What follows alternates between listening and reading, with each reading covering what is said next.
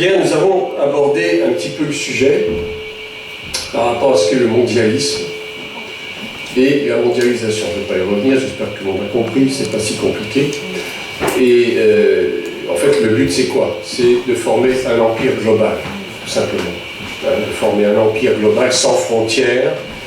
Et pourtant, on verra que, d'après l'étude de la statue de Daniel, la fameuse, on verra que quand même, le monde sera divisé en 10 régions. Tout ça décidé par cette société à moitié secrète qui s'appelle le Club de Rome, dans les années 70. Bon, on en reparlera en détail, mais je vous dis déjà que c'est vrai que la vision du départ, c'est de former un empire global, mais qu'en réalité, cet empire global sera quand même subdivisé en 10 régions, avec 10 rois à leur tête, hein, selon ce que dit l'Apocalypse. 10 rois qui seront sous la coupe du grand roi, entre guillemets, si je puis dire, du grand gouverneur, plutôt, le terme le plus approprié, qui sera donc l'Antéchrist, l'homme du péché, celui qu'on appelle l'homme du péché, l'homme de la rébellion, l'homme impie. Alors, est-ce que je vais y arriver?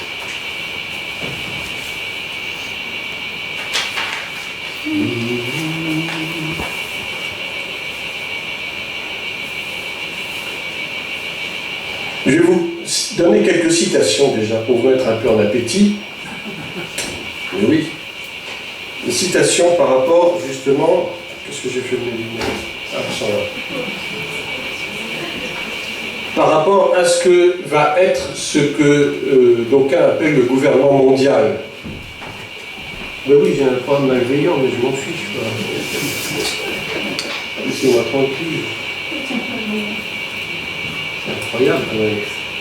On vous greffe des trucs. Ouais.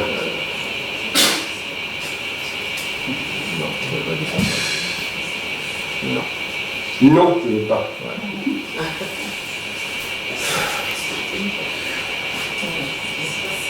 Depuis le chute du mur de Berlin en 1989, il y a beaucoup de choses qui se sont passées dans le monde. Ça a été un peu un déclencheur.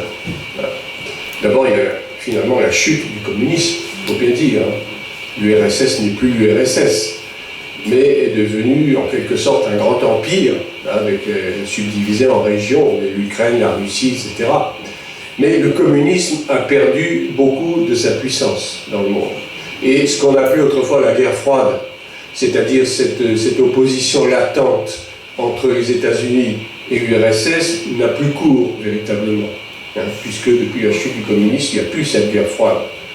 Il n'empêche qu'il y a quand même une certaine opposition entre ces blocs qu'on peut appeler des blocs continentaux. Et on verra un peu plus tard, peut-être demain plutôt, en quoi consistent ces blocs continentaux. Vous aurez, notamment, il y a le bloc du côté de l'Ouest, c'est-à-dire les États-Unis, et vous avez de l'autre côté le bloc européen, n'est-ce pas? Et puis vous avez l'Angleterre. On verra le rôle que joue l'Angleterre dans le gouvernement mondial, et il joue un rôle extrêmement important.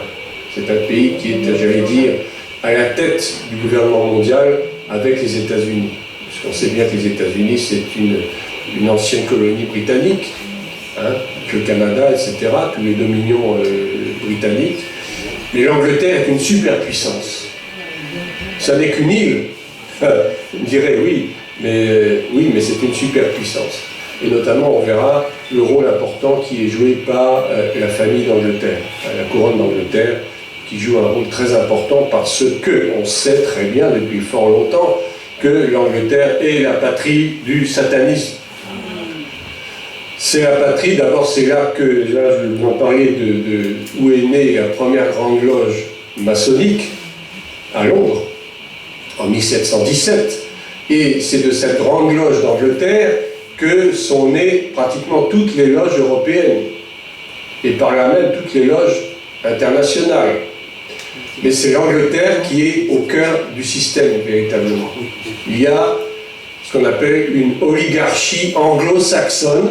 Oligarchie anglo-saxonne, ça veut dire ce que ça veut dire, c'est-à-dire que ce sont quelques familles qui sont à la tête de cet énorme consortium, de cette manipulation, de cette manigance internationale.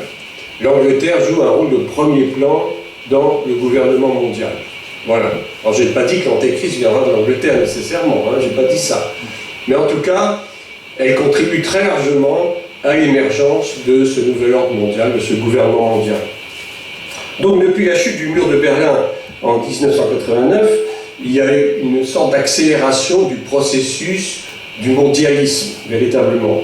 Il s'agit en fait de créer des blocs géoéconomiques, géostratégiques, qui vont d'ailleurs s'opposer plus ou moins les uns aux autres. Il y a des créations de marchés intercontinentaux. Vous avez par exemple l'ALENA aux États-Unis, c'est-à-dire un marché qui regroupe l'Amérique du Nord, le Canada et le Mexique, qu'on appelle le NAFTA en anglais. Bon, je n'ai plus la signification exacte, mais je vous la donnerai. Et puis vous avez le bloc euro-asiatique, par exemple. Il y a une sorte de fusion entre le marché européen et le marché asiatique, notamment avec la Chine, pour ne pas la nommer. Et puis vous avez enfin un autre bloc entre l'Europe et les pays arabes, qu'on appelle l'Eurabia. Je ne sais pas si vous avez entendu parler de tout ça, mais ce n'est pas BFM TV qui va vous en raconter, hein, ça c'est clair. BFM TV, c'est un peu ma tête de turc. Mais bon, voilà ça. Eurabia. En fait, Eurabia contribue très largement, sous des couverts de partage, d'échanges commerciaux, culturels, contribue à l'islamisation de l'Europe. Et ça a commencé, figurez-vous, en 1973, par un traité qui a été signé notamment par M. Valéry Giscard d'Estaing. M. Valéry Giscard d'Estaing et autres, il n'est pas le seul, hein, en Europe, ils sont plusieurs à l'avoir fait, plusieurs chefs d'État ont signé ce traité Eurabia, c'est-à-dire qu'ils acceptent qu'il y ait un partage, entre guillemets, si vous voulez, je préfère plutôt dire un échange, on peut appeler ça comme ça, culturel, humanitaire, à la rigueur, économique, en fonction de quoi on doit absolument ne pas tenir compte d'Israël. C'est-à-dire qu'il faut tout faire pour mettre Israël de côté. Vous comprenez ça? Israël est au cœur de ce problème-là. On sait qu'Israël, c'est l'horloge de Dieu. On est d'accord. Israël est au cœur du plan géostratégique du gouvernement mondial. Ce qui ne veut pas dire qu'Israël ne participe pas. Vous avez des loges maçonniques en Israël, comme vous en avez partout. Et vous avez ce qu'on va appeler peut-être plus tard, je ne vais pas me faire lapider à cause de ça, pardon, mais des juifs qui ne sont pas juifs. Des sionistes qui ne sont pas des vrais sionistes. Hein, le sionisme, ça on va le définir, parce que c'est quelque chose qui est très délicat. Il faut vraiment marcher sur des œufs pour en parler, parce que ça, tout de suite, il y a des avalanches d'insultes qui vous tombent dessus. J'ai eu le malheur une fois de faire une vidéo là-dessus. Je crois que je l'ai retiré d'ailleurs à cause de ça, parce que je me suis fait incendier proprement. Mais tout ça, je suis pas... les gens confondent antisionisme, antisémitisme. Mais ça dépend de quel sionisme on parle. Vous avez le sionisme politique, mais vous avez le sionisme bibliquement. C'est pas la même chose. Mais les gens font des amalgames de tout. On en parlera une autre fois. Mais tout ça pour dire quoi? Qu'on est en train de créer des blocs géoéconomiques, géostratégiques. Donc, je vous ai expliqué le bloc nord-américain, le bloc asiatique, le bloc eurabien, etc.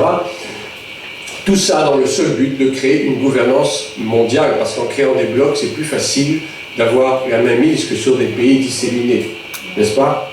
Et voici ce que ce grand intellectuel qui s'appelle Jacques Attali, que vous connaissez certainement, qui est juif lui-même, sioniste bien sûr, et un grand intellectuel, c'est un type extrêmement intelligent, hein. Il a été l'éminence grise de beaucoup de chefs d'État, il est actuellement toujours au pouvoir plus ou moins avec M. Macron, il a été avec Sarkozy, il a été avec Hollande, il a été avec tout le monde. En fait, c'est lui un petit peu, j'allais dire le mauvais génie, entre guillemets, de tous ces gens-là. Voilà ce qu'il déclarait. Il a écrit un dictionnaire du XXIe siècle, dans les années 80, et voilà ce qu'il dit. Après la mise en place, oui, il y a du Larsen un petit peu, ça raison. Ça vous gêne pas trop? Non.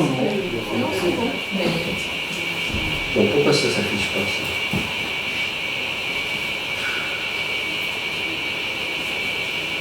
Il n'y a toujours rien? Non. Document, orientation, pasteur. Je suis obligé de me lever, vous vous rendez compte? C'est nul. Pourtant, j'ai branché ma clé USB, qu'est-ce qui se passe? Il n'y a rien? La clé n'est pas là. Tu vas me servir de... Tu vas être mes yeux, là. C'est le dossier Pasteur Jean-Marie? Non, c'est un dossier... un dossier... Hein? Il est sur la clé. Il est sur la clé, oui. Il n'y a que deux dossiers, orientation et Pasteur Jean-Marie. Oh là là, qu'est-ce que c'est que ça? Bon. Alors, je vais retirer la clé. On va les trouver autrement.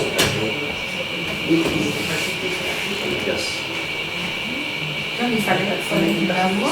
Ferme cette fenêtre.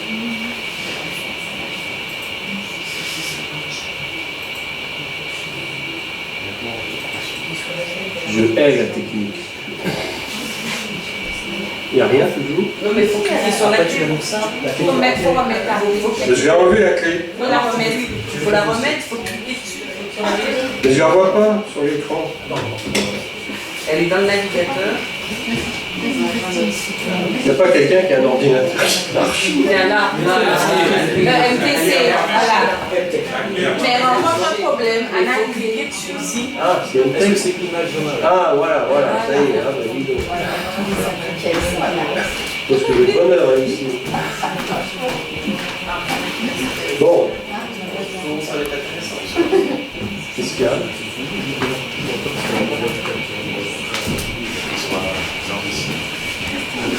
Hein? Oui, mais si je tournais le dos...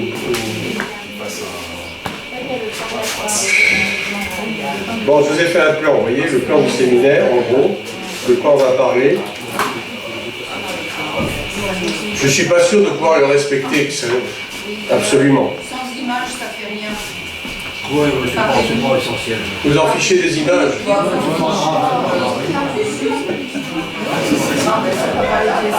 Tu vois? Mon écran est coupé en deux. Il est noir sur une moitié. Ouais, c'est bon. Bon, si vous voulez prendre note du plan, sinon vous en fichez, c'est pas grave, on laisse. Après, on peut grossir un peu. Comment? J'ai pas compris. Grossir. Grossir. En bas. Comment on fait? En bas. Voilà. La droite. Là, à droite. J'ai un ordinateur qui veut quelque chose. Ah, bah voilà. Bien, ça va? Très bien. Oui, c'est bien. Voilà. Donc, quelques définitions, on les a déjà données, mondialisme, mondialisation, etc. Eschatologie, bon, je ne vais pas rentrer dans les détails, mais vous savez ce que c'est que l'eschatologie. Alors, l'humanité face au mal et au péché, on va voir tout ça, on l'avait déjà vu en partie hier, on ne va pas trop revenir là-dessus. Voilà, l'esprit luciférien. Alors, l'esprit luciférien, ben, vous comprenez hein, ce que c'est, il s'agit de cet esprit qui agite les nations, qui, dans le but de former ce nouvel ordre mondial, et donc la religion qui aura une grande importance dans la création de ce nouvel ordre mondial, qui sera essentiellement religieux et non pas forcément politique. Parce que vous avez deux protagonistes qui œuvrent pour ce machin-là, qui sont l'antéchrist d'une part et le faux prophète. Ah, le faux prophète, c'est comme son nom l'indique, il a une appartenance religieuse, mais c'est une religion qui sera en réalité un amalgame de toutes les religions existant déjà, dont le protestantisme, dont l'évangélisme. Et oui, il n'y a pas que le catholicisme. Hein. C'est vrai que le Vatican joue un rôle très important, mais pas que. C'est vrai, je ne sais pas, vous avez entendu parler de ce que le pape a fait le 14 mai 2020, dernièrement, hein, ce qu'il appelle le pacte de l'éducation. Je ne vais pas aller dans le détail, mais ça veut tout dire. C'est-à-dire que lui, il est à fond pour le nouvel ordre mondial. Et d'ailleurs, ceux qui l'ont précédé aussi. Hein, c'était exactement pareil, ils sont tous pour ça. Pourquoi? Parce qu'ils trempent dedans. Ils trempent dedans, absolument. En plus, François Ier, par le roi, hein. Le pape François est un jésuite de haut rang. Et on va bien regarder ce qui se passe du côté des jésuites. Parce qu'il y a un lien très étroit entre trois choses: la franc-maçonnerie, l'ordre des jésuites et ce que j'appelle les talmudo-kabbalistes ou les kabbalisto-talmudiques. Oui, oui. Parce que dans la franc-maçonnerie, on utilise la kabbale juive. Vous savez bien ce que c'est que la kabbale, c'est tout ce qui touche au mysticisme juif. Ça n'a rien à voir avec Israël en soi, hein. C'est des choses occultes, vraiment occultes. Et la franc-maçonnerie utilise ces choses. Et les jésuites, qui s'appelle l'ordre des jésuites, et tout ce qui s'appelle ordre, en fait, a une connotation maçonnique. L'ordre des Templiers, on va le voir tout de suite, l'ordre des Templiers est à l'origine de la franc-maçonnerie. L'ordre des croisés, tout ça, tout ce qui s'appelle ordre, ça a une connotation purement maçonnique, c'est-à-dire qu'ils ont des règlements intérieurs, ils ont des observances particulières, et puis surtout ils ont des rites initiatiques. Les rites initiatiques, c'est très important, parce que c'est comme ça qu'ils arrivent à mettre la main sur leurs adeptes, et puis en faire ce qu'ils veulent, c'est-à-dire des instruments entre les mains de Lucifer, de la puissance luciférienne. Ils font des pactes, même des pactes de sang, arrivés à des très hauts degrés, comme on va le voir dans la franc-maçonnerie. Alors, je ferme ça. Pourquoi il me demande quoi? Si j'ai besoin de quoi? Si les fichiers peuvent être supprimés, fais annuler. J'annule. Ouais. Heureusement que j'ai des yeux en face de moi. Bon. Alors, voilà ce que me disait M. Jacques Attali. Il disait: après la mise en place d'institutions continentales européennes, il parle pour l'Europe essentiellement, hein, apparaîtra peut-être l'urgente nécessité d'un gouvernement mondial. On ne cache pas son jeu. Il ne cache pas son jeu, il en est même très fier. Il dit peut-être, mais nous on ne dit pas peut-être, on dit sûrement. Tout ça, c'est un petit peu pour noyer le poisson, n'est-ce pas? On ne veut pas donner trop l'impression aux gens qu'on est en train de les manipuler, alors qu'on sait très bien qu'on les manipule, à fond. La nécessité, urgente nécessité, comme si c'était vraiment une nécessité. Oui, pour ces gens-là, pour les Illuminati, pour les francs-maçons, c'est une nécessité. Parce que c'est par là qu'ils pourront vraiment asseoir leur puissance et leur pouvoir. Donc pour eux, c'est une nécessité. Et si on combat contre ça, ça les dérange. Ça les embête, parce qu'ils ont un agenda, ils veulent respecter leur agenda. Mais si on leur met des bâtons dans les roues, ils ne sont pas contents. C'est évident. Et si vous avez un Donald Trump, par exemple, qui lutte contre ces choses-là, qui a reconnu Israël, n'est-ce pas? Qui a même déplacé son ambassade là-bas. Et ce gars-là, bon, je ne sais pas s'il est bon, s'il est mauvais, c'est pas le problème. Mais Dieu l'utilise. Dieu l'utilise comme il a utilisé un roi comme Cyrus, par exemple. Il a réveillé l'esprit de Cyrus pour la reconstruction de Jérusalem. Eh bien, je suis sûr que Dieu a suscité un gars comme Donald Trump pour faire obstacle, pour faire barrage à ces sociétés secrètes.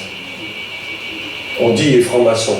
C'est pas prouvé. J'ai jamais trouvé, j'ai pourtant cherché, j'ai rien trouvé qui me le prouve, en tout cas.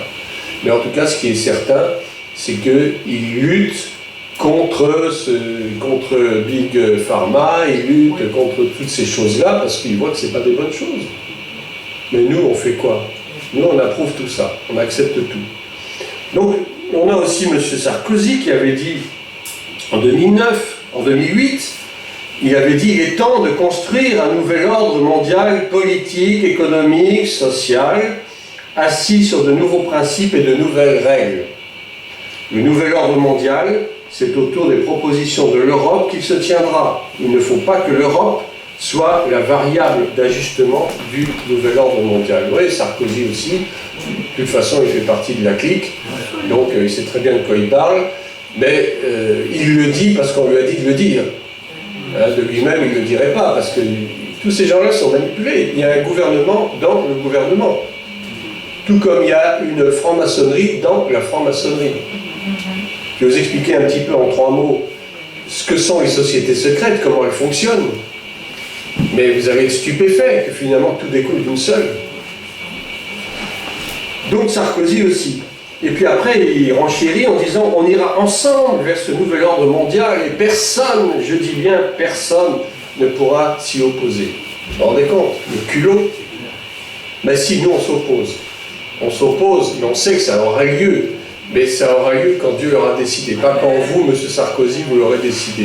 Quand vos patrons l'auront décidé. C'est pas eux qui décident, ils sont pas Dieu, je suis désolé. C'est comme ça.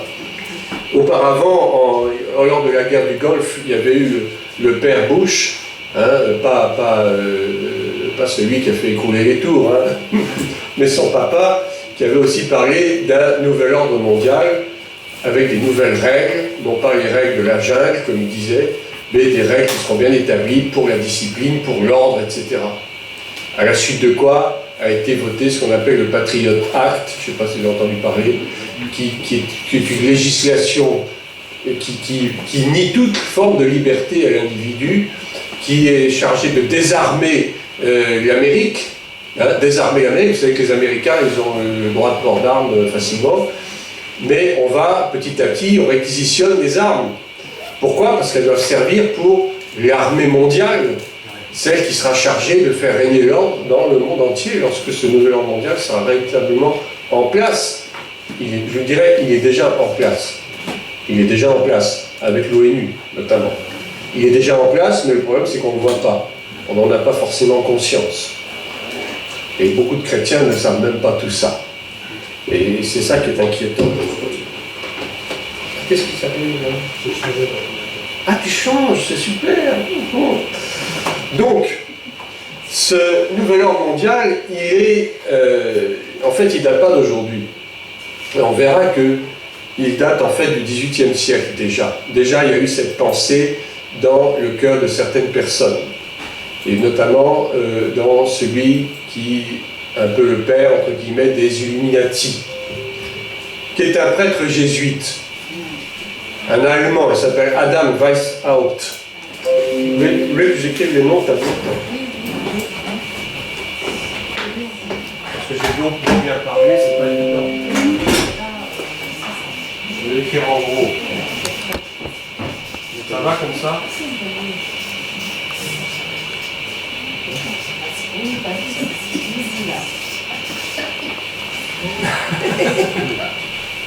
On l'a écrit en bas.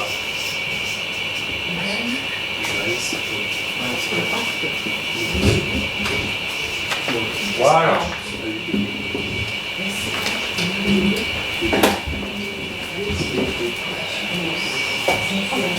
Il faut que j'arrête. On ferme. Oh super. Et là je suis comblé. Merci Seigneur. C'est la même souris, hein? Ouais, super.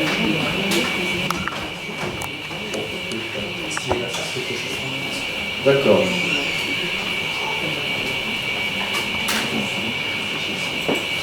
Je le mets en grand.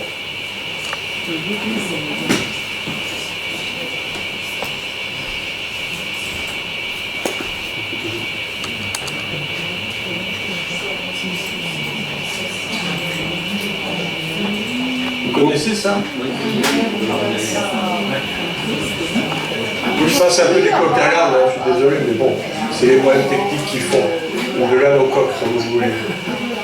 C'est la fameuse pyramide des Illuminati, précisément. Avec les, si vous comptez bien, il y a 33 degrés normalement. Mais enfin, on verra tout à l'heure que dans la franc-maçonnerie, tout dépend il y a plusieurs rites différents. Et selon les rites, il n'y a pas autant de degrés de l'un à l'autre. Hein. On va voir tout ça en détail. Et puis donc tout en haut vous avez l'œil, le fameux œil, l'œil qui voit tout censément. Novus Ordo Seclorum, ça veut dire nouvel ordre des siècles en fait. Hein. Et annuit coeptis, ça veut dire nous réussirons. Nous réussirons sûrement. Vous voyez, ils sont tellement sûrs d'eux. Et donc c'est environné avec ce halo lumineux, cette espèce de soleil. Et vous allez voir, ce soleil, on le retrouve chez les jésuites, dans l'emblème des jésuites. Et oui, il n'y a pas de hasard. Il n'y a pas de hasard. C'est très curieux, ils utilisent les mêmes symboles. Voilà, vous le retrouvez ici. Je l'agrandis un peu. Voilà, vous voyez? Cette espèce de soleil. Voilà, avec cet individu là au milieu. Bon. Je continue sur mes citations, si vous permettez. Voici une citation de M. Benjamin Disraeli, qui était Premier ministre britannique de 1874 à 1880. Voilà ce qu'il raconte. Le monde est gouverné par des personnages très différents de ce qui est imaginé par ceux qui ne sont pas derrière le rideau. Ça veut tout dire. Ça veut dire que ce que vous voyez n'est pas la réalité, tout simplement. Monsieur David Rockefeller, alors celui-là, c'est un vieux de la vieille, il est décédé il n'y a pas très longtemps d'ailleurs, 96 ans, 97 ans. Dommage pour lui, il ne verra pas son œuvre. Nous sommes reconnaissants au Washington Post, tout ça c'est des journaux, New York Times, le Time Magazine et d'autres grandes publications dont les directeurs ont assisté à nos réunions et respecté leurs promesses de discrétion depuis presque 40 ans. Parce que ce que ces gens n'aiment pas, c'est qu'on dévoile tout haut ce qu'ils pensent tout bas, ce qu'ils disent tout bas. Il nous aurait été impossible de développer nos plans pour le monde si nous avions été assujettis à l'exposition publique durant toutes ces années. Mais le monde est maintenant plus sophistiqué et préparé à entrer dans un gouvernement mondial.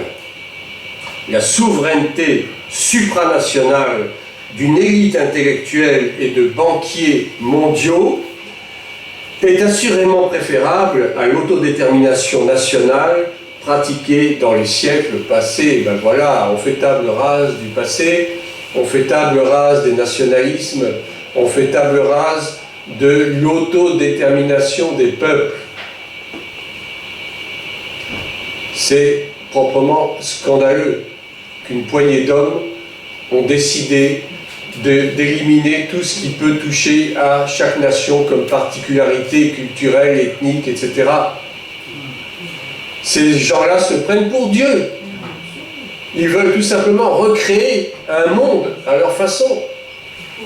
Un monde où il n'y aura soi-disant aucune différence, où il y aura une uniformisation qui fera que les individus seront des objets, des valeurs marchandes. Et même Jacques Attali, que je reciterai peut-être tout à l'heure, a encore renchéri sur ce problème-là, parce que pour lui, l'être humain est devenu une valeur marchande. Tout est commerciable. La culture est commerciable, mais la santé aussi est commerciable. On le voit bien avec ces lobbies pharmaceutiques, qui n'hésitent pas à vouloir imposer sur le marché des médicaments, des vaccins qui sont plus dangereux les uns que les autres et qui n'ont aucun bénéfice pour la santé. Mais parce que ça rapporte des dizaines, des centaines de milliards. Le monde, de toute façon, on ne peut pas s'étonner, le monde est gouverné par le fric, par l'argent. Celui qui a l'argent a le pouvoir. C'est pas compliqué. Le jour où vous serez millionnaire, je vous le souhaite. Vous verrez que votre vie va changer, bien sûr, mais vous verrez que vous pourrez faire beaucoup plus de choses. Vous pourrez changer votre monde à vous, mais dans le bon sens. Tandis que ces gens-là utilisent leurs centaines de milliards pour faire du mal. Parce qu'ils trouvent que la Terre est surpeuplée. Et demain, on verra justement ce problème de l'eugénisme. La science sert à tuer aujourd'hui. La médecine ne sert plus à guérir, mais la médecine sert à tuer, à éliminer les indésirables. Peut-être que vous trouvez que je suis un peu excessif dans mes propos. Non. Mais je ne pense pas que je sois si excessif que ça. La science est au service du crime. Et tout ça, ça nous vient de quoi? Des nazis. Mais ça a déjà commencé avant. On a toujours voulu éliminer les indésirables, les plus faibles, les inutiles. À partir de 65 ans, on disait on n'est plus bon à rien puisqu'on est à la retraite. Alors on est traité comme des déchets, comme des moins que rien. Donc M. David Rockefeller se prend pour Dieu et s'imagine que c'est une très bonne chose de pouvoir supprimer toute souveraineté nationale pour pouvoir imposer une super souveraineté, un super État. C'est ça, ce super État qui est autre que le gouvernement mondial. Monsieur Henry Kissinger, vous connaissez celui-là aussi, triste cire aussi. Aujourd'hui, l'Amérique serait outrée si les troupes des Nations Unies entraient dans Los Angeles pour restaurer l'ordre. Demain, ils en seront reconnaissants. Il parle. Ceci est particulièrement vrai s'il aurait été dit qu'un danger extérieur, qu'il soit réel ou promulgué, menace leur existence. Eh bien, figurez-vous que nous sommes en plein dans ce genre de choses. On est en train de nous montrer à visage découvert une soi-disant menace. Hein? Covid-19. C'est une menace. Donc, il faut tout faire pour s'en protéger. Il faut profiter de cette menace pour dire au bon peuple qu'on est là, qu'on a la solution pour vous. Mais quelle solution? Une solution qui est destinée à vous rendre libre ou une solution qui est destinée à vous rendre esclave? C'est la deuxième solution, malheureusement. Mais vous voyez, on fabrique une menace pour, après, prétendre qu'on est capable de lutter contre.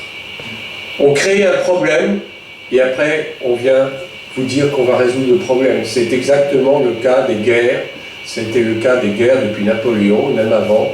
Les guerres ont été toutes fabriquées et financées par les mêmes personnages dans le but de gagner du fric. Parce que figurez-vous que les guerres, ça rapporte de l'argent. Beaucoup d'argent. Monsieur Adolf Hitler a été financé en grande partie par des grands consortiums industriels américains. Au cas où vous ne le sauriez pas. Eh oui, s'il n'avait pas eu du fric, il n'aurait pas pu faire tous les dégâts qu'il a fait. Pour le plus grand bénéfice de ces généreux donateurs, qui ont empoché des dizaines de millions grâce à ça.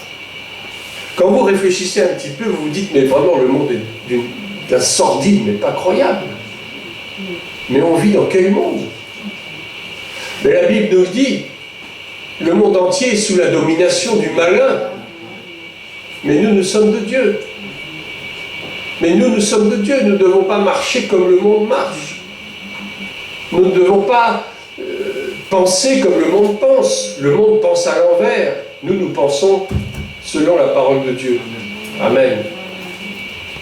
Mais il nous faut combattre contre ces choses, pour nos enfants, pour nos petits-enfants.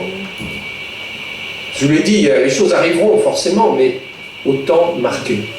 Au temps marqué, pas avant le temps. M. Soros n'est pas Dieu. M. Rockefeller n'est pas Dieu. Hein? M. Kissinger n'est pas Dieu. Le groupe Bilderberg n'est pas Dieu. Mais tous ces gens-là, ce sont des êtres mauvais par nature. Et on va voir comment ils fonctionnent exactement. Et puis, là, il y a une petite perle que j'ai trouvée. Madame Mitterrand, comment elle s'appelait déjà? Danielle Mitterrand. Voilà. Elle confie dans ses mémoires qu'elle avait eu un petit dialogue avec son mari, qui était à l'époque mon président, en 1981. Voilà ce qu'elle dit. Pourquoi maintenant, elle lui parle, pourquoi maintenant que tu en as le pouvoir, ne fais-tu pas ce que tu avais promis? Ah tiens, c'est bizarre. Il me répondait qu'il n'avait pas le pouvoir d'affronter la Banque mondiale, le capitalisme, le néolibéralisme, qu'il avait gagné un gouvernement, mais non pas le pouvoir. Même différence. On peut être au gouvernement, mais on n'a pas le pouvoir. Ceux qui sont au gouvernement sont des pantins. On tire les ficelles de ces gens-là. Vous pensez que c'est M. Macron qui a décidé qu'on allait provoquer une hécatombe en France avec le Covid-19? C'est pas lui. Il n'est qu'un instrument. C'est ça qui est trompeur.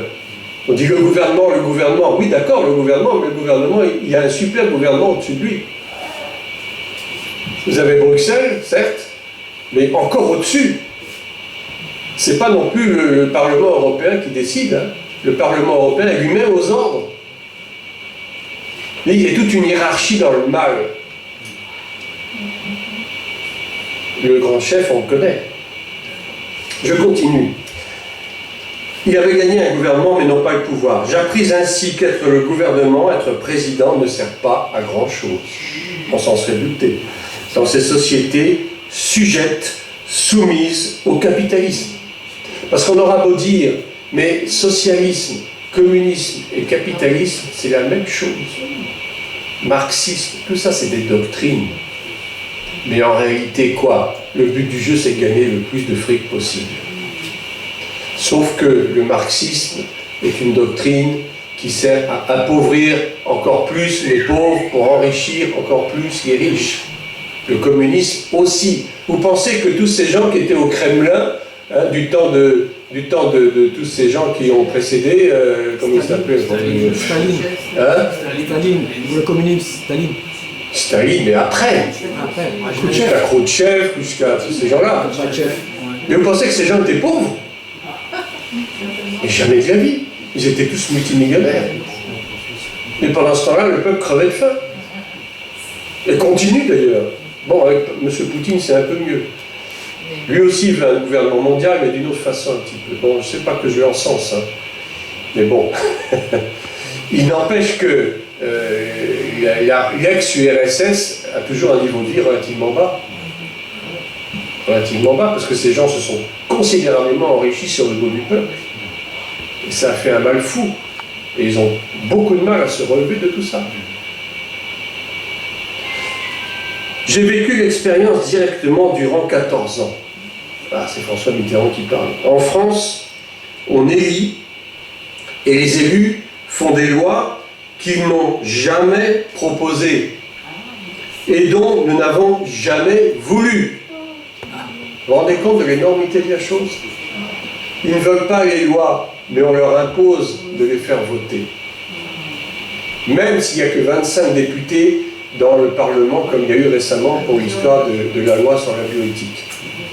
C'est une honte terrible. La France est-elle une démocratie? Il pose la question. Une puissance mondiale? Je le dis en tant que Française, ça c'est Danielle Mitterrand qui parle, je le dis en tant que Française, cela ne veut rien dire. Elle était quand même lucide, hein, la dame. Mais François Mitterrand a été mis au pouvoir. Je pourrais vous le dire, je pourrais vous le prouver. François Mitterrand, d'ailleurs comme pratiquement tous ceux qui ont précédé, tous ceux qui ont suivi, a été mis au pouvoir par le fameux groupe de Bilderberg. Et j'ai un énorme dossier sur Bilderberg, on ne va pas le faire aujourd'hui parce que ça prend beaucoup de temps, mais je vous promets que demain on va en parler en long, en large et en travers, parce que en fait ce sont eux qui gouvernent le monde. Mais tous les Bilderbergers, c'est-à-dire les membres de ce groupe Bilderberg, sont pratiquement tous francs-maçons. Et à des très hauts niveaux. En fait, la franc-maçonnerie couronne le tout. Ça couronne tout, mais vous avez différentes branches. Voilà. En fait, j'ai un organigramme là que je peux vous présenter. Intéressant. Je ne sais pas si c'est ça. Si, c'est ça. Vous y voyez assez? Non, zut, c'est pas ça. Qu'est-ce qu'on voit précédent? L'image d'or en bas. Tout en bas. Le dossier, clique sur le dossier à nouveau. Non, mais il y a l'image toujours en bas à droite. Bon. Décidément, je ne suis pas très fort. En bleu, il y a Ah oui, plein de- Voilà, ça y est. Il est regardé. C'est revenu? Voilà. Vous voyez ce gros noyau au milieu? Bilderberg Group, comité de direction, comité consultatif, et puis toutes ces ramifications, on va les étudier, enfin du moins certaines, parce qu'il y en a beaucoup. La trilatérale commission, la commission trilatérale, on va l'étudier. Le CFR à gauche, vous voyez? Le CFR, je vous montre avec la flèche, voilà. Oui? Vous pouvez citer vos sources? Mes sources? Oui. Ce sont des ouvrages essentiellement. Ça marche parce qu'il faut les payer aussi. Comment? Il faut étayer votre discours par les sources. Parce que si on dénonce cela, il faut dire aux gens ici, bah, tiens, tu peux le trouver dans tel document, dans tel... Mais bien sûr, mais je vous donnerai tout ça à la fin, si vous permettez. Je vous donnerai toutes mes sources, il n'y a pas de problème. La commission trilatérale, le CFR américain, qui est le Council on Foreign Relations, qui est le Conseil des relations extérieures, si vous voulez, c'est le ministère des relations extérieures, mais à grande échelle.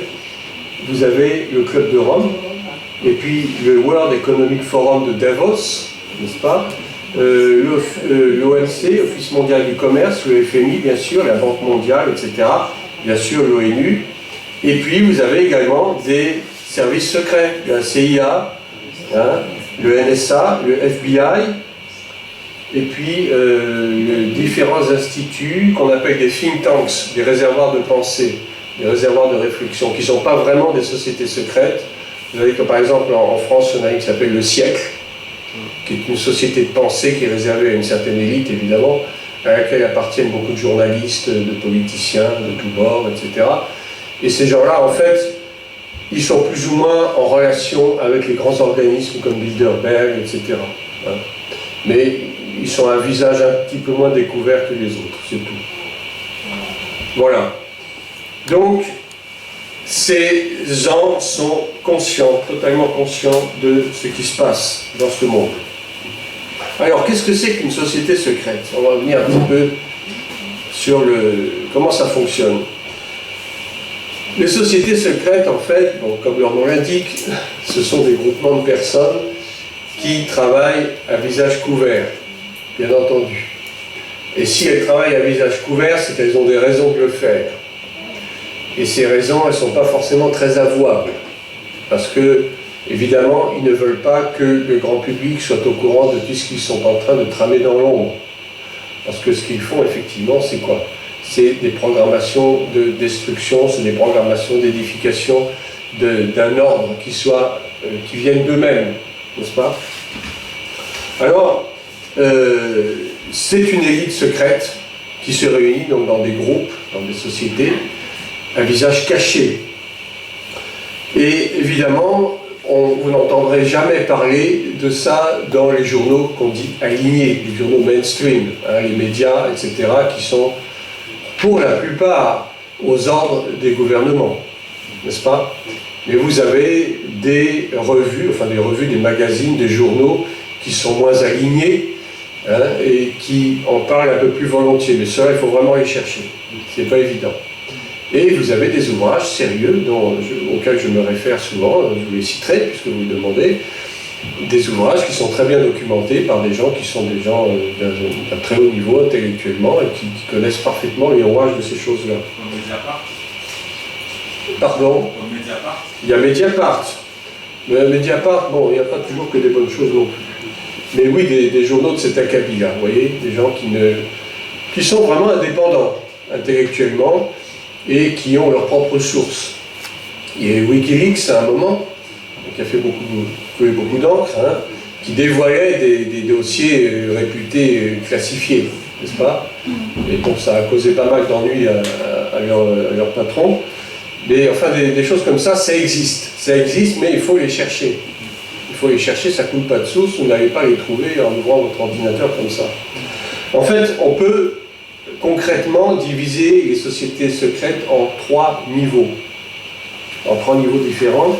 Mais en réalité, elles sont toutes imbriquées les unes dans les autres. Un peu comme le système des poupées russes. Vous connaissez le principe des poupées russes? Yes. Les petites dans les moyennes, dans les grandes, etc. Tout est, en fait, elles sont toutes pareilles, je dirais. Mais elles ont des objectifs un peu différents et elles fonctionnent de façon différente. Et donc, 3 niveaux différents. Au premier niveau, le niveau le plus inférieur, eh bien, on trouve des organisations comme le CFR américain, comme vous voyez, qui sont des sociétés pas vraiment secrètes, puisque les Américains connaissent quand même en grande majorité leur existence. C'est pas caché au grand public non plus. Mais ce qui se fait à l'intérieur, par contre, n'est pas divulgué, ou d'une façon très sommaire. Mais j'allais dire, les comptes rendus de séances ne sont pas divulgués aux journaux, au grand public. d'accord? Mais les gens savent que le CFR existe, d'accord? Ensuite, la commission trilatérale, etc., le Bilderberg. On sait que le Bilderberg existe. Il y a même certaines chaînes de télévision qui en parlent parce qu'ils se réunissent tous les ans, régulièrement, en général entre le mois de mai et le mois de juin. Là, ils se sont réunis, non, ils ne se sont pas réunis, je crois, parce qu'il y a eu l'histoire du Covid. Mais en 2019, ils se sont réunis, je crois que c'était en Turquie, si mes souvenirs sont bons. Mais chaque année, ils se réunissent, ils sont à peu près une centaine de personnes. Et puis, ben, on verra demain de quoi ils parlent, hein, en gros. En gros, parce qu'on n'a pas, bien sûr, les détails de tout ce qui se passe à l'intérieur. Le Club de Rome, etc. Et donc, ces sociétés, elles sont semi-secrètes. On en connaît l'existence, on sait qu'ils se réunissent, on sait plus ou moins qui en fait partie, plus ou moins, mais par contre, on ne peut pas savoir dans le détail de quoi ils vont parler.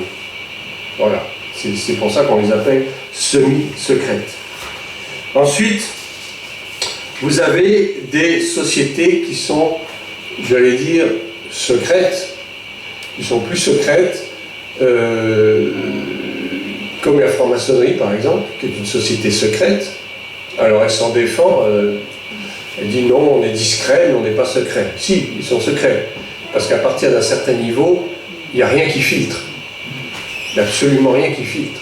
Et même ceux qui sont dans les grades les plus bas, parce qu'on verra tout à l'heure comment ça fonctionne, les grades, les degrés, eh bien, ils ont absolument consigne de ne rien divulguer de ce qui se passe à l'intérieur.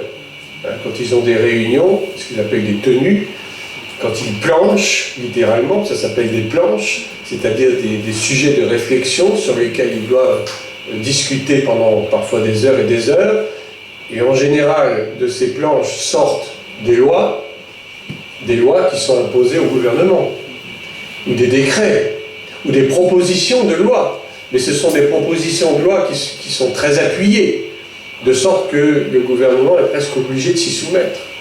Alors quand on nous dit que la franc-maçonnerie est un État dans l'État, oui, c'est vrai. Oui, c'est vrai. On l'a vu tout à l'heure, c'est pas l'État qui gouverne. L'État ne gouverne rien, l'État est aux ordres de ces gens, précisément. Et puis, au-dessus de ces sociétés secrètes, vous avez encore une société encore plus secrète, qu'on appelle les supérieurs inconnus. C'est le fameux groupe des 300. 300. Ils sont 300, mais on ne connaît pas leur nom véritablement. Et ce sont ceux qui tirent les ficelles de tout. Il y a une franc-maçonnerie dans la franc-maçonnerie. Les Illuminati, en fait, sont des francs-maçons à un très haut niveau. Tous les francs-maçons ne sont pas des Illuminati, jusqu'à 100 ans. Mais tous les Illuminati sont francs-maçons. C'est clair. C'est comme les nazis. Hein.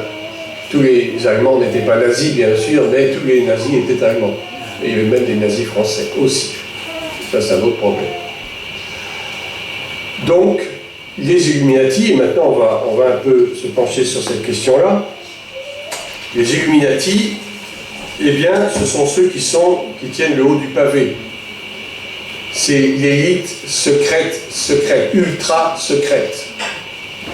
Vous n'entendrez jamais parler d'eux nulle part. On va même vous dire que si vous en parlez, vous êtes un complotiste. Mais oui, les Illuminati, ça c'est des vues de l'esprit, c'est des histoires qu'on raconte. Non, pas du tout, pas du tout, pas du tout. Ce sont des choses réelles. Ce sont des choses réelles, mais à force de se faire traiter de complotiste, finalement, parfois on vient même en douter, est-ce que vraiment ça existe, quoi? Mais oui, ça existe bel et bien.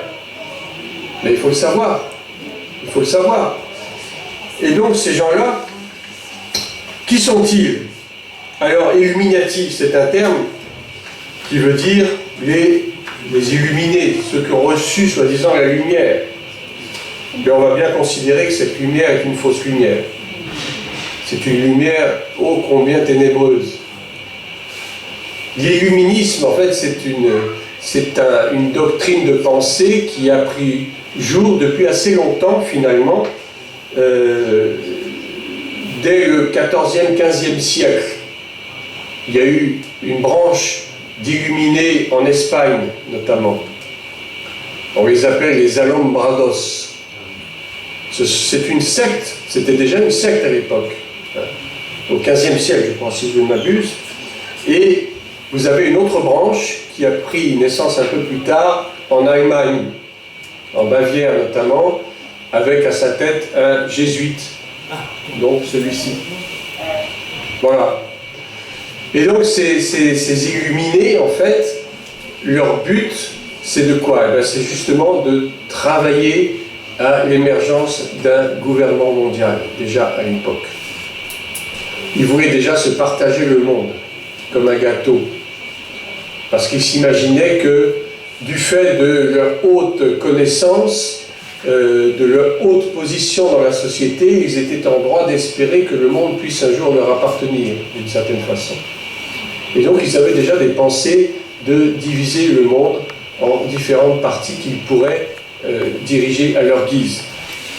En fait, ça vient un peu de la nuit des temps, cette histoire. Les Illuminati, en fait, sont la continuité, si vous voulez, d'une société secrète qu'on appelait la confrérie du serpent. La confrérie du serpent, dont l'origine remonte aux racines de la civilisation occidentale, c'est-à-dire à Sumer et à Babylone. Donc c'est très ancien. Vous voyez, ça ne date pas du 19e siècle, ça ne date pas de la Révolution française, ça date de bien avant. Les origines sont très anciennes. Ça fait à peu près 5000 ans, historiquement. En fait, la civilisation qui domine aujourd'hui, c'est le prolongement de cette civilisation sumérienne, qui nous a apporté toutes ces idolâtries, toutes ces façons de penser, toutes ces façons mystiques, le mysticisme et tout ça. Hein, avec l'argent. L'argent est né à Sumer. Les premières pièces de monnaie ont été fabriquées à cette époque-là. L'argent, ça ne date pas d'aujourd'hui. Avant, il y avait quoi? Il y avait du troc, des monnaies, des moyens d'échange. On échangeait les choses, des biens contre des biens. Et puis petit à petit est apparue la monnaie. Et puis petit à petit, le système bancaire est né, avec tous ses inconvénients. Peut-être ses avantages, mais surtout ses inconvénients. Parce que il y avait de l'or, des réserves d'or, et l'argent était indexé par rapport à l'or, jusqu'à un certain point. Mais aujourd'hui, l'argent n'est plus du tout indexé à l'or, l'argent est devenu virtuel. L'argent est devenu du papier. C'est très facile, c'est des écritures. Hein, si vous allez voir votre banquier, votre conseiller bancaire, c'est très facile. S'il vous octroie un crédit, c'est simplement un jeu d'écriture. Mais est-ce qu'ils ont l'argent? Ils n'ont pas l'argent. C'est de l'argent virtuel. C'est tout. C'est un système d'écriture. Vous voyez la viciosité du système. Donc c'est facile. Et puis, il y a l'histoire de la dette. Hein. On fait en sorte d'endetter les nations pour les mettre sous un joug. Et le pouvoir des banques est très fort dans ces cas-là. Si vous prenez un crédit, sachez que ça enrichit la banque. Vous pensez qu'ils donnent les crédits parce que... Non, ils sont très contents au contraire de vous donner les crédits. Même, il y en a même parfois, ils vous harcèlent pour vous donner un crédit alors que vous n'en avez même pas besoin. Parce que ça leur rapporte énormément de par les taux d'intérêt, évidemment. Et puis parce que surtout, ils savent que si vous avez un jour un problème pour rembourser votre maison ou votre voiture, c'est très facile, ils vont prendre votre maison, ils vont prendre votre voiture. Donc de toute façon, ils ne sont jamais perdants. Le système bancaire, c'est un système qui est très pernicieux. Vous ne verrez jamais une banque faire faillite. C'est très rare. Hein? En tout cas, j'en connais pas. Une banque ne peut pas faire faillite. Une banque a toujours le moyen de se redresser. Tout ça parce que l'argent est devenu virtuel. C'est tout à fait nouveau. Donc ces Illuminati, vous en avez vu tout à l'heure la pyramide, hein, je vous ai montré la pyramide. Novus Ordo Seclorum, ça veut dire donc nouvel ordre pour les siècles, et Annuit Coeptis, qui signifie notre projet sera couronné de succès. Donc, les Illuminés d'Espagne, c'était un groupe de mystiques espagnols, bien sûr, qui ont commencé vers le 15e, la fin du 15e, début du 16e siècle. Et ils ont été condamnés par l'Inquisition, le tribunal de l'Inquisition, ils ont été condamnés comme hérétiques. Mais la plupart du temps, ceux-là, ils se sont cachés après et ils sont devenus ce qu'on appelait des conversos ou des maranes. Des maranes, on les a appelés aussi des crypto-juifs. Pourquoi? Parce qu'ils étaient juifs, en fait, mais on les a forcés à se convertir au catholicisme. Parce que les juifs étaient déjà persécutés à l'époque. Et combien de fois dans l'histoire, dans toute l'histoire, les juifs n'ont-ils pas été expulsés de tous les pays, que ce soit d'Europe ou d'ailleurs? Les juifs ont toujours fait l'objet de persécutions, de maltraitance. On les a expulsés un nombre incalculable de fois, ils étaient toujours considérés comme des indésirables. Et donc ces juifs, pour éviter la persécution, se convertissaient au catholicisme. Mais en fait, c'était bien sûr un faux catholicisme. Ils faisaient mine, ils allaient au culte, ils respectaient les cérémonies catholiques, ils faisaient baptiser même leurs enfants, etc. Mais en secret, ils continuaient à pratiquer le judaïsme. Voilà. Et c'est de ces maranes qu'est sorti un certain Ignace de Loyola. Ignace de Loyola, ce nom vous dit quelque chose, bien sûr. Je crois même que j'ai sa photo.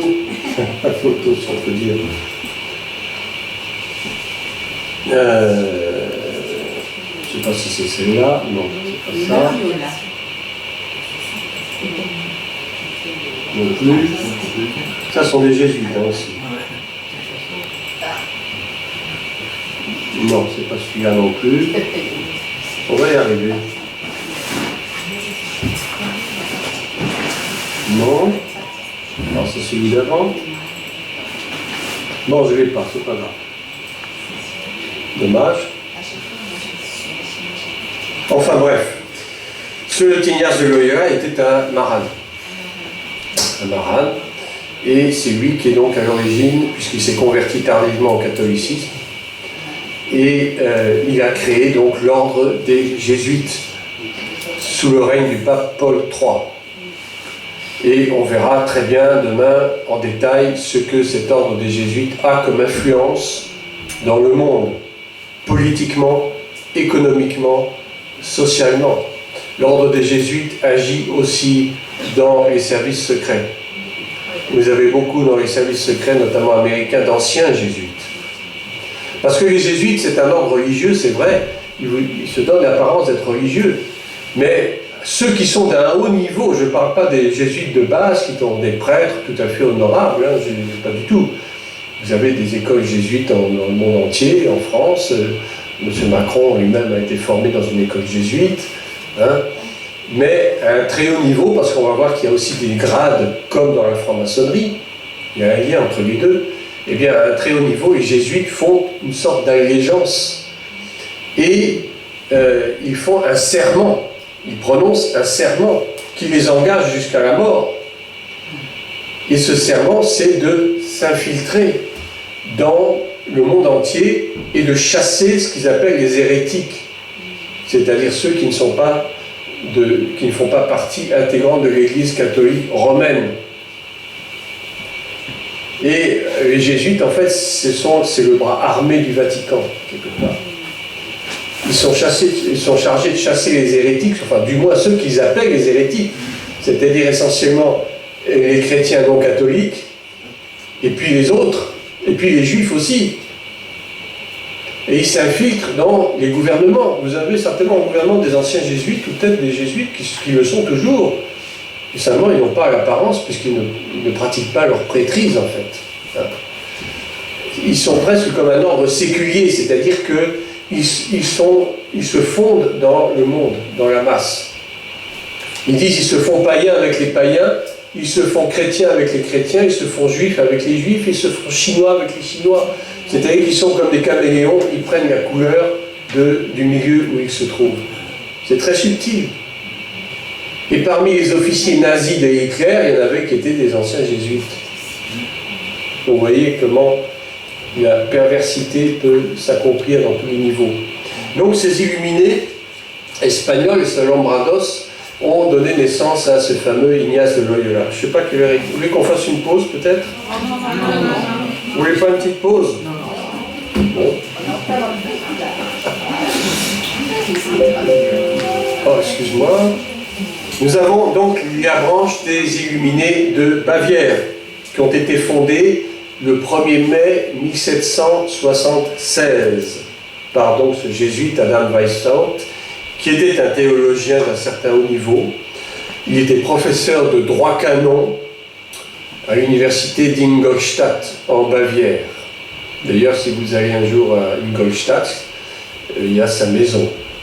Il y a l'université d'Ingolstadt qui est toujours là, il y a une plaque même commémoratrice en allemand. Ici, donc, a enseigné le jésuite Adam Weishaupt, etc., etc. Il n'y a rien de caché. Et donc, ce jésuite Adam Weishaupt fonde en quelque sorte l'ordre des illuminés de Bavière, n'est-ce pas? Mais cet ordre, en fait, avait déjà un peu été pensé, conçu quelques années auparavant par un certain Amschel Meyer. Qui c'est celui-là? Amschel Meyer. C'est un juif, certes. C'est un Amschel. Vous voulez que j'écrive ça? Amschel.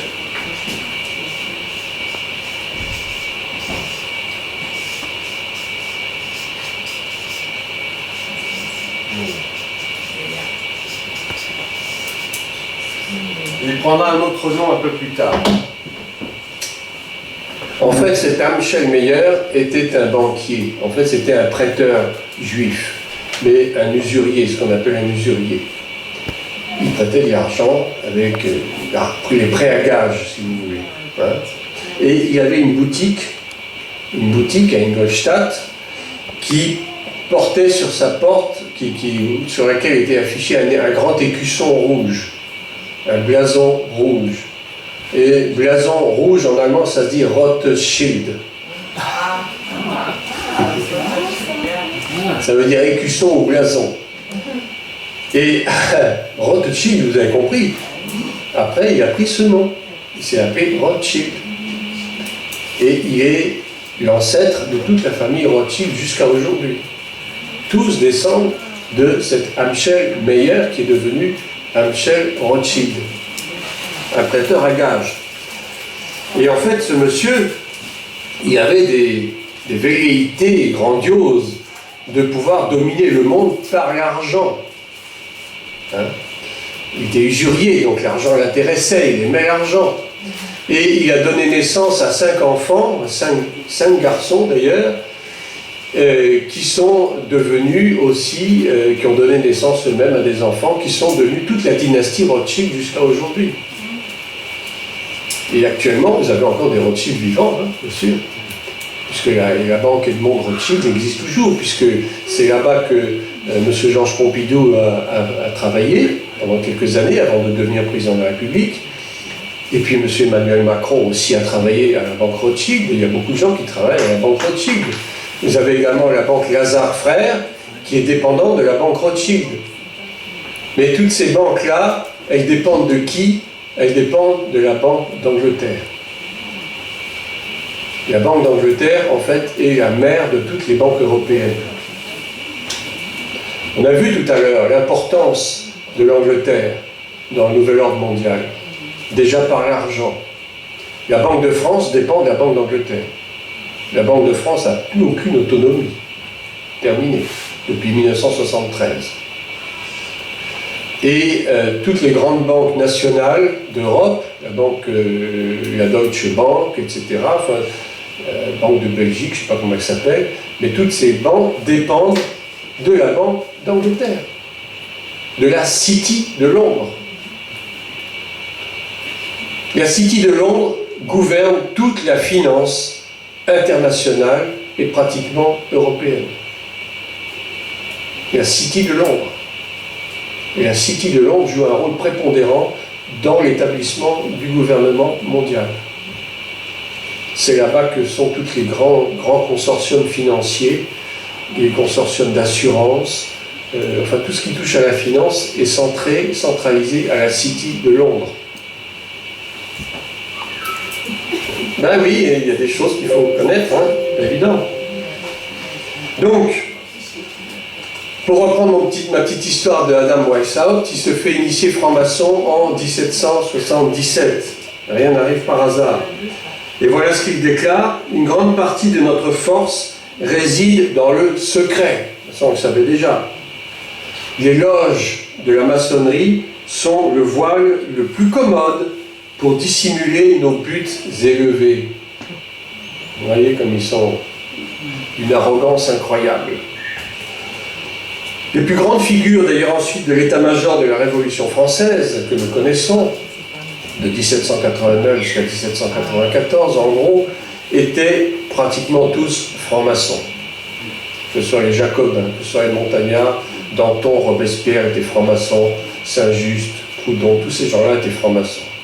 Et d'ailleurs, on verra plus tard comment ils ont institué ce qu'ils ont appelé le culte de l'être suprême. Il y a eu même cette fête de l'être suprême au Champ de Mars en 1794, qui était soi-disant pour lutter contre la déchristianisation de la France, qui avait donc été initiée par la Révolution.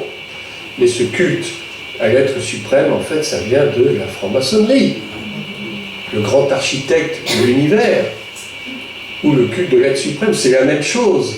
C'est cette entité dont on ne veut pas dire le nom, mais on reconnaît qu'effectivement, il y a cette puissance supérieure qui a créé le monde. Mais ça s'arrête là. C'est comme une idole, si vous voulez. Mais c'est une idole intellectuelle.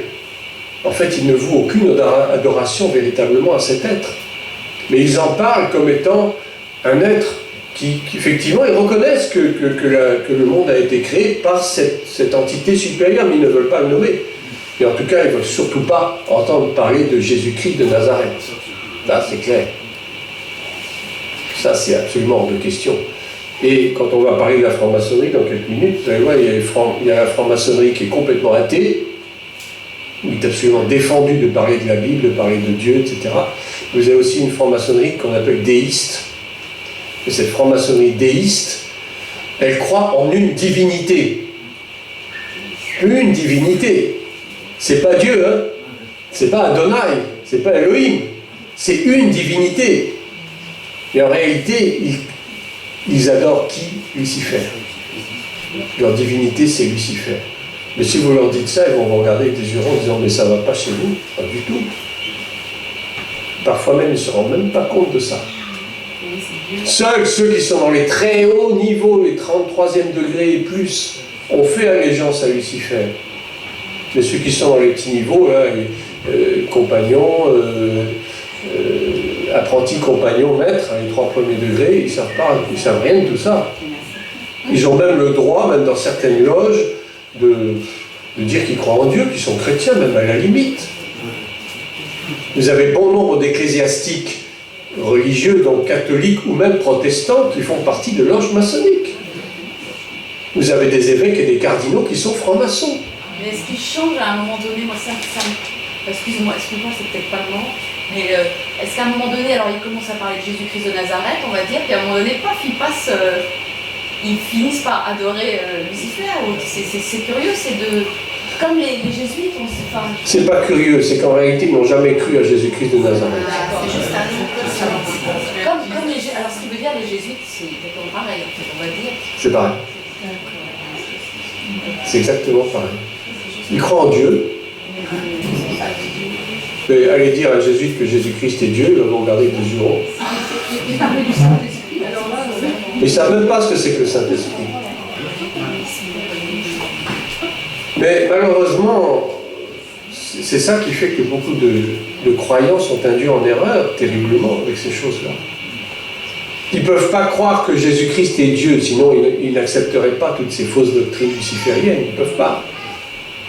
Si tu es vraiment chrétien né de nouveau, tu ne peux pas accepter ces choses-là. Le Saint-Esprit ne te le permettra même pas. Mais s'ils vont d'un côté à l'autre tellement facilement, c'est qu'en réalité, ils n'ont jamais été chrétiens. Jamais convertis. Donc tous ces gens-là de la Révolution française, les Mirabeau, les Danton, les Robespierre, tous ces affreux Jojo, ont été tous francs-maçons. Tous, à peu de choses près. Et on connaît les ravages de la Révolution française. Le sang a coulé sur ce pays. Et je vous assure qu'on est encore aujourd'hui en train d'en payer le prix. Ça vous étonne? Quand le sang coule sur une terre, la terre est maudite. Une terre maudite, c'est une terre où rien qui pousse. Comment expliquez-vous que l'Église chrétienne a tellement de mal à s'imposer en France? Et je parle de la France parce que je suis français, parce que nous sommes en France, mais c'est pareil dans d'autres pays. Le sang a tellement coulé sur la terre de France,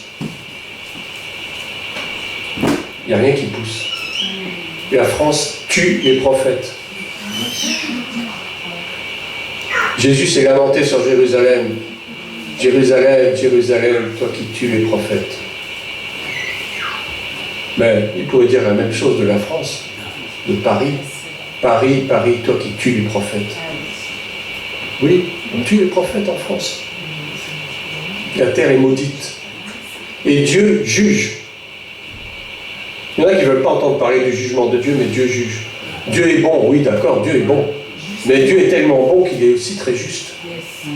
Et sa justice est imparable. Sa vengeance est imparable. Le sang appelle le sang. Celui qui utilise l'épée périra par l'épée. Le premier grand meurtre rituel a eu lieu quand? Je l'ai dit l'autre jour. Caïn. Caïn tua son frère. En fait, c'était un meurtre rituel, un crime rituel, parce que tout simplement, il souffrait atrocement que son offrande n'ait pas été agréée par Dieu. Évidemment, il n'avait pas reçu la révélation qu'il fallait offrir les prémices à Dieu, ce que son frère Abel, lui, avait compris.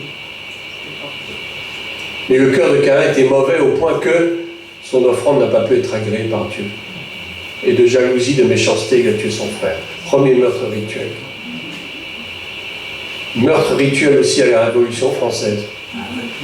On a tué un roi, on a décapité un roi. Vous vous rendez compte? Un roi de droit divin. Parce que la royauté française, excusez-moi, la monarchie française était de droit divin. Le roi avait autorité, le roi même avait des pouvoirs de guérison. Hein, je ne sais plus si c'était Saint-Louis, en tout cas il y a eu plusieurs rois qui imposaient les mains aux malades, les malades étaient guéris parce qu'ils avaient reçu ce pouvoir d'en haut. Ils guérissaient ce qu'on appelait les écrouelles, c'est-à-dire en fait c'était des maladies de peau, des dermatoses.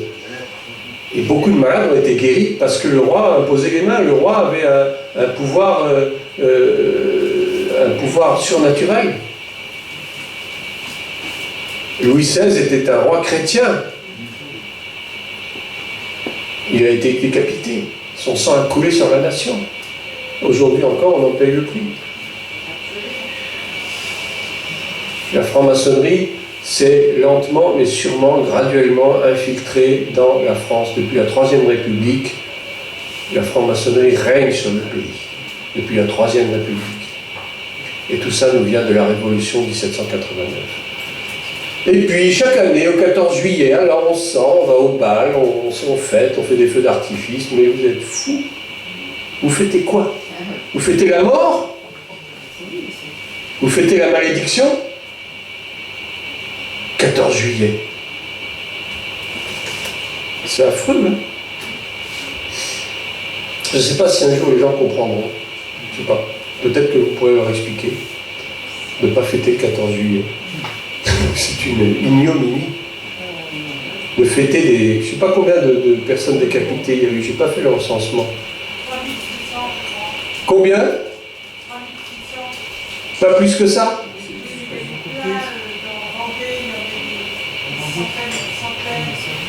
Sans compter les guerres de Vendée, où on a trucidé à qui mieux mieux. On a tué les paysans, on a tué les prêtres, on a tué tout ce qui pouvait être tué, quoi. Alors, ils n'ont pas été décapités, mais ils ont été quand même passés par les armes. Oui, si possible à la hache, oui. Pourquoi pas au couteau de cuisine aussi. Mais c'est épouvantable. La France a vécu une période épouvantable. Il y a tellement de sang et de sang qui a coulé que, et encore aujourd'hui, à cause de l'avortement, le sang continue à couler. Les satanistes ont toujours besoin de sang pour vivre. Tout ce qu'ils veulent, c'est vivre éternellement, soi-disant. Et pour vivre éternellement, il y a deux solutions. Soit il faut boire du sang frais, du sang d'enfant si possible, soit il faut violer des enfants. Parce qu'en violant des enfants, c'est un peu de leur ADN qui vient chez nous. Vous vous rendez compte? Mais c'est comme ça, la pédocriminalité, c'est quoi? C'est un rite de transformation. C'est un rituel qui permet à ces gens, soi-disant, de vivre une éternelle jeunesse. Alors que c'est un crime abominable. Tous ces raptes d'enfants, la plupart du temps, en 90% des cas, finissent dans des réseaux pédocriminels, pédosatanistes. Et les pédosatanistes, c'est qui? Ce sont les francs-maçons, les Illuminati au très haut niveau. Comme je disais tout à l'heure, il y a une franc-maçonnerie dans la franc-maçonnerie. Mais ceux de la base, elles ne connaissent pas ça. Ils ne savent pas. Les réseaux pédocriminels qui sont, la plupart, couverts, encouragés, en tout cas pas découragés du tout, par, je dirais, le gouvernement, entre guillemets, et vous avez des personnalités du gouvernement qui en font partie, plus ou moins. Des hommes d'affaires qui en font partie, des grands industriels qui en font partie, des personnalités politiques, du monde des affaires, du monde de la mode, des artistes. Le nombre de nos soi-disant artistes, chanteurs, contemporains, les Johnny Hallyday, tous ces gens-là, ils ont tous fait allégeance à Satan pour avoir du succès. On leur fait passer par des cérémonies secrètes, ils marchent dans un cercle avec un pentacle, hein, cette étoile à 5 branches, et puis ils récitent des invocations, des incantations. J'invente rien, mais allez sur Internet, vous allez voir tout ça. Il n'y a pas de fumée sans feu. Pourquoi est-ce qu'on va raconter tout ça et que ce serait faux? Vous étudiez un peu les paroles de ces chansons, de certaines de ces chansons. Étudiez les paroles des chansons des Beatles, de certaines. Ils parlent carrément de Satan, de Lucifer, du démon. Ça leur fait pas peur, au contraire, ils sont contents. Mais je n'ai pas inventé. C'est sorti de leur propre bouche. Johnny Hallyday, dans une de ses dernières chansons, je ne sais plus s'il a dit « Je vais en parler au diable en enfer », enfin un peu comme ça. Il était en train lui-même de s'y propulser. Bref, on va parler de la franc-maçonnerie.